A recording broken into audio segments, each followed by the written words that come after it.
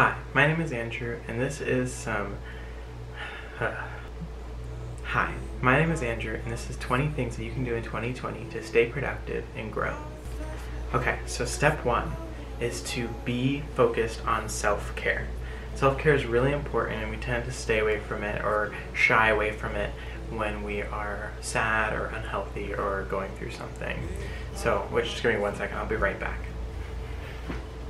Alright, that's a little better. So step two is going to be to turn off post notifications. This can be kind of difficult because we want to get that update on Instagram or Facebook or Snapchat, or even Amazon sometimes will send us a cool deal, but a lot of times when you're on our phones for that long in the day, it's because we are clicking on that link and clicking on that notification. So if you turn them off altogether, except for maybe your phone and your text, it'll save you a lot of time and you won't spend as much time on your phone. I think we're all addicted at this point, and it's kind of difficult to go less than 4 to 5 hours on your phone sometimes. And so turning off notifications will definitely help with that problem. Step three is to try to prioritize just one thing. I know we have a lot of goals for the new year and we want to try to improve our lives, but if we have a bunch of priorities that are very high priority, we tend to just do them all poorly, or sometimes not even do them at all. So for me, my priority for 2020 is to focus on my health, my physical and my mental health. And that's just my priority. And how I'm going to do that is I want to try to eat healthier, I want to try to exercise, and I want to try to go to therapy. I think that this is something that people tend to push aside in terms of priorities. Sometimes people's priorities are to really grind and make a lot of money, or focus on school, or stay busy and have a lot of adventures. But really, we have to sit down and realize that if we're not comfortable in an empty room, and we're not comfortable with our person, we are not going to live a good life, no matter how many adventures we have. Number 4. Try to replace YouTube and Netflix with things like Skillshare or podcast, something that can be a little bit more productive for your day. When we tend to watch Netflix for hours, or we tend to watch YouTube and just binge on those episodes of things that we enjoy, we feel groggy and overwhelmed at the end with the fact that we spent so much time. So trying to spend time watching or listening to a podcast, or watching something that you want to learn more about can be a little bit more refreshing. So just maybe try to spend a little bit more time on those things. Number 5. Try and set a goal one at a time. One YouTuber that did this last year was Matt D'Avella, and he spent 1 month at a time doing a different goal that he had. Month 1 was like cutting out sugar. Month 2 was cutting out caffeine. Month 3 was taking cold showers. Another month was cutting out social media for a month. So instead of doing these all at the same time, which can be very overwhelming, he instead just did one at a time, and then at the end of the month he kind of thought about it and tried to see what he could implement in his actual day-to-day activities.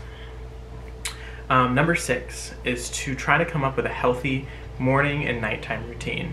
This is really difficult because we tend to have wild lives in our 20s or in our teenage years, and we tend to not think, I need 8 hours of sleep, and I need to make sure to take a shower, and I need to make sure that I take my medicine that I need to take, and I brush my teeth real well. This is all very, simple things, but we tend to kind of get overwhelmed with just, oh, I want to go do this, and oh, I want to go do that. So that's just something to think about. Number 7. Try to put your phone away an hour before bed.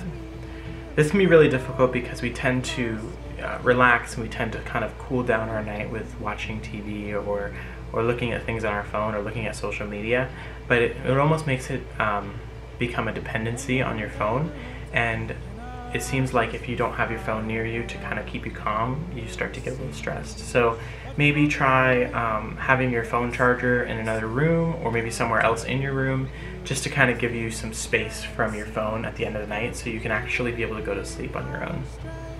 Number 9 is to create screen time. Screen time is an application on most iOS devices, I think, and maybe some other devices, I'm not sure. But basically what it is it gives you a time limit to be on an app. So if you find yourself sitting and vegetating on TikTok or Instagram or even YouTube, you can create screen time to where after a certain amount of time passes, you get kicked out of the app. You get kicked out of the app. But A lot of times this is actually done for kids from their parents, but as an adult, you can do it yourself. You can keep track of your own self and kind of remind yourself, hey, I need to get myself in check. I need to get back to my productivity, and I need to get back to doing something that's a little bit more meaningful. So yeah, that's kind of just, that's how I'm feeling about that. Number 10 is to find a hobby. And I'm talking about a hobby that's not going to be a side hustle, because a lot of times we just do side hustles because we want to make more money and we want to try to get our name out there. But trying to find a hobby that has no other, goals other than just to enjoy is something that can be really beneficial. And for me, I want that to be woodworking. I woodworked like 2 or 3 years ago, and it helped me through a lot of stress, and it also helped me just feel like some sense of accomplishment. And my goal with woodworking in 2020 is to not ever want to try to sell anything and just do it for myself or for my friends. Yeah.